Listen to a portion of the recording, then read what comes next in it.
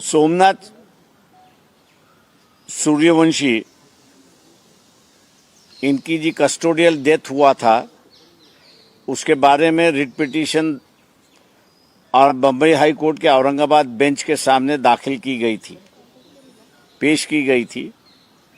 उसकी सुनवाई हुई और आज सुबह जो है इंटीरियम ऑर्डर कोर्ट ने दे दी है और उस कोर्ट के ऑर्डर में उन्होंने ये कस्टोडियल डेथ है इसको माना है और राज्य सरकार और पुलिस दोनों मिलके ये हार्ट अटैक का मामला है ऐसे जो पेश कर रही थी उसको खारिज किया है।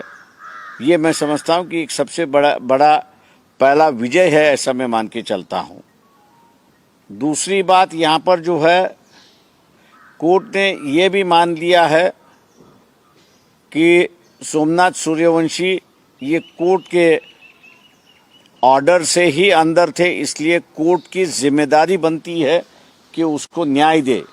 ये मैं कहूँगा कि सबसे बड़ी एक बात हुई है, क्योंकि 70 साल के कस्टोडियल डेथ जहाँ पर हुआ है वहाँ किसी कोर्ट ने इस बात को माना नहीं है कि हम लोग की ऑर्डर की वजह से ही वो व्यक्ति पुलिस के कोर्ट के हिरासत में है और देखभाल के लिए उन्होंने पुलिस के पास दिया, इंक्वायरी के लिए पुलिस के पास दिया है। असलियत में वो कोर्ट के दायरे में ही है, कोर्ट के ऑर्डर्स के अंदर है। मेरे ख्याल से ये बात जो मानी गई है, ये मैं समझता हूँ कि अभी जो कस्टोडियल डेथ होगा उन सभी कस्टोडियल डेथ में कोर्ट की जिम्मेदारी रहेगी कि उसको न्याय देने की, ऐसा मैं मानता हूँ वहाँ पर। तीसरी बात जो सबसे बड़ी बात है मैं यहाँ पर कहना चाहता हूँ वो ये है कि एफआईआर रजिस्टर करने की ऑर्डर, और वो भी 1 हफ्ते में रजिस्टर करने की ऑर्डर दी है।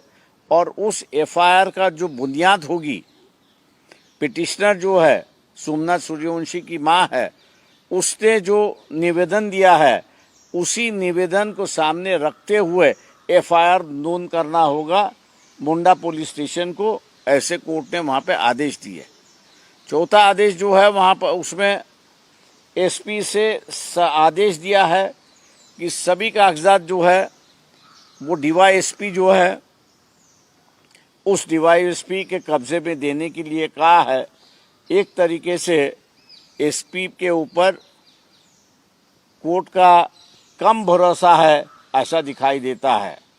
मैं ये मान के चलता हूँ कि ये जजमेंट जो है ये लंबे अरसे तक यहाँ पर चलेगा। ये इंटीरियम जजमेंट है करके कोर्ट ने कहा है।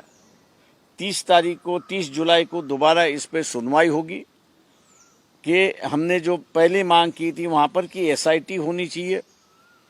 दूसरा जो है कोर्ट ने ही इंक्वायरी ऑफिसर की निमणूक होनी चाहिए, उसकी अपॉइंटमेंट होनी चाहिए।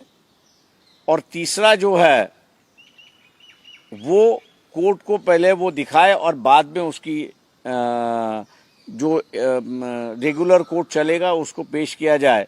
मेरे ख्याल से इन बातों पर जो है वो 30 तारीख को चर्चा होगी और इस देश के अंदर 70 साल के अंदर मैं कहूँगा कि 2-3% ही कस्टोडियल डेथ के अंदर सज़ा हुई है, बाकी सभी मोकले छूटे हुए हैं। ऐसी एक जो परिस्थिति है, मेरे ख्याल से उस पर सुधार लाने के लिए ये केस काफ़ी बड़ी अहमियत रखती है, ऐसा मैं मान के चलता हूँ।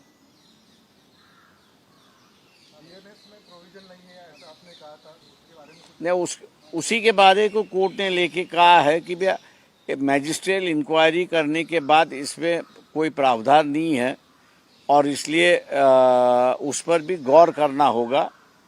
इतनी ही गंभीर बात उन्होंने इतनी ही टिप्पणी वहाँ पर की है। तो मैं मान के चलता हूँ कि 30 तारीख को जो है वो आगे किस ढंग से जाए उसका मेरे ख्याल से एक तरीका होगा। या हो सकता है कि कोर्ट सरकार को डायरेक्ट करे कि ये जो कमियां हैं कानून में उसको सेशन चालू है तो उसमें वो फुलफिल करे।